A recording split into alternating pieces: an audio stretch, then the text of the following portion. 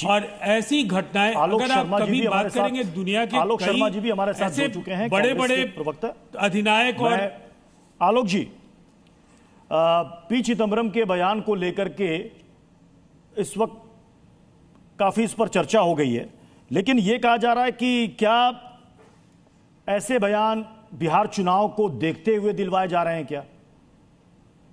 देखिए, मुझे लगता है कि कांग्रेस पार्टी उनके निजी बयान के ऊपर अपने आप को रिप्रेजेंट नहीं करना चाहती है। मुझे कहा गया था कि बिहार चुनाव के ऊपर हमें बात करनी है, लेकिन मैं केवल 2 सेंटेंस में इस पूरे लब्बो लबाब को पूरा कर देता हूं कि जो ऑपरेशन ब्लू स्टार हुआ उस पर आरएसएस के तमाम लीडर्स के वक्तव्य मैंने देखे हैं। उनका बहुत दबाव था सरकार के ऊपर ये कि एक्शन होना चाहिए।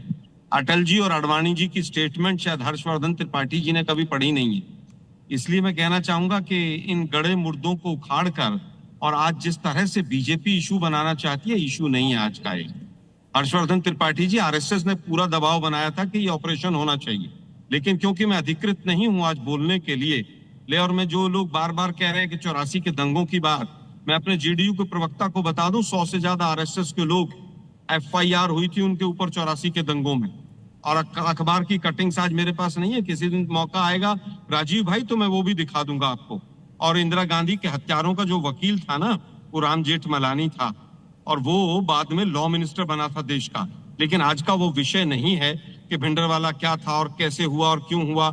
आयरन लेडी थी, उसने शहादत दी, लेकिन जो लोग शहादत का शाह नहीं समझते हो वो ज्ञान ना दें, वो बेहतर रहेगा। आज हम बिहार के चुनाव के ऊपर जो भी सवाल आपके हैं मैं उसका उत्तर दूंगा। मैं आलोक शर्मा जी, असदुद्दीन ओवैसी का बयान और उनकी पार्टी का स्टैंड बिल्कुल क्लियर है। पिछली बार से 5 गुना ज्यादा सीटों पर वो चुनाव लड़ने के लिए तैयार है, और उन्होंने कहा कि हमने कोशिश तो की थी महागठबंधन से बात करने की, यहां तक कि लालू यादव को भी उनकी पार्टी की तरफ से खत भी भेजा गया था कि हमें भी साथ ले लीजिए और हम बीजेपी के खिलाफ होंगे। क्यों उनको दूर किया जाता है? वो कहते हैं हम पर एक बस चस्पा कर दिया गया कि ये बीजेपी की बी टीम है, बीजेपी की बी टीम है।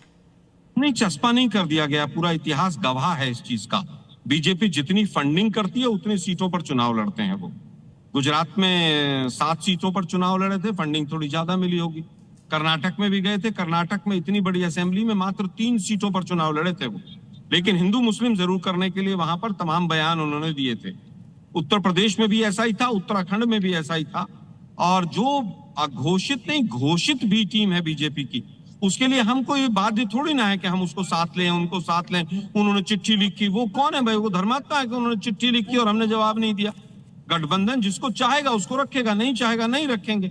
वो तेलंगाना में हमारे खिलाफ लड़े, यूपी में हमारे खिलाफ लड़े, गुजरात में हमारे खिलाफ लड़े वो, और हिंदू मुसलमान करने का बयान दें।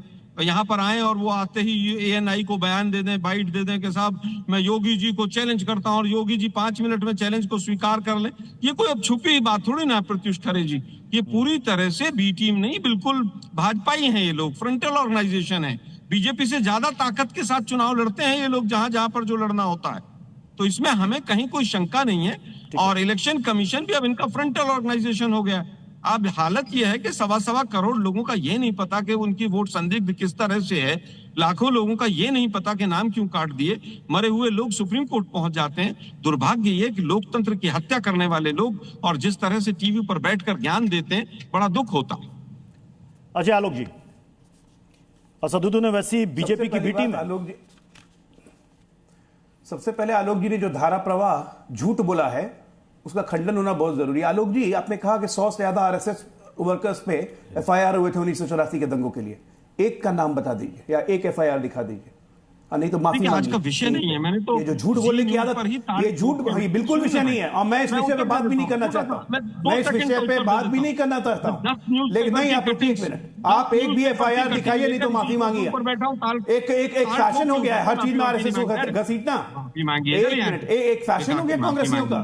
हिंदू मुसलमान में झोंक दिया, माफी मंगवाएंगे आप लोग। सुनिए 1 मिनट, हिंदू मुसलमान की बात मत कीजिए आप। इंदिरा गांधी का मिस एडवेंचर के दंगों में आरएसएस के तमाम लोग, अटल बिहारी वाजपेयी और आडवाणी जी ने दबाव डाला था कि भिंडरवाले जैसे टेररिस्ट पे कार्रवाई करे सरकार। यही नहीं कहा था कि ऑपरेशन ब्लू स्टार करो। ऑपरेशन ब्लैक थंडर भी हुआ था, पानी की सप्लाई काट दी गई। जिस दिन कहोगे उस दिन भी हम चर्चा कर लेंगे। और हमने माफी भी मांगी, जो हुआ गलत हुआ, लेकिन दुर्भाग्य के 2002 के दंगों के लिए आप माफी मांगेंगे? मांगेंगे? ये गलती थी आपकी। 2002 के दंगल की माफी मांगेंगे?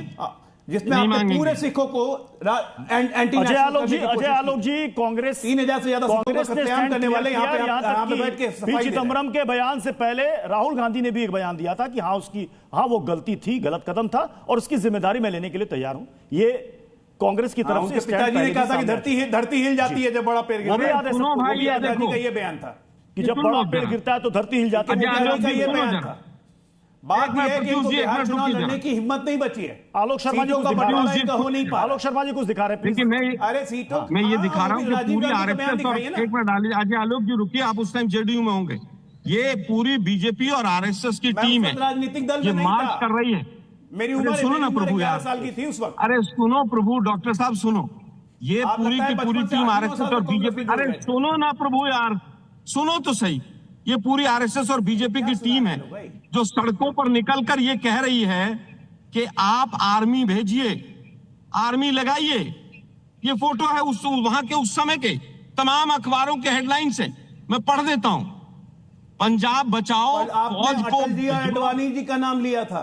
एक मिनट, अटल अरे भाई मैं अटल जी अडवाणी जी की स्टेटमेंट की बात मत कीजिए। अरे भाई मैं कह रहा हूँ सारी बीजेपी और सारी आरएसएस का दबाव था। आपने कार्रवाई सारे आरएसएस और सारी बीजेपी का दबाव भी हुआ था।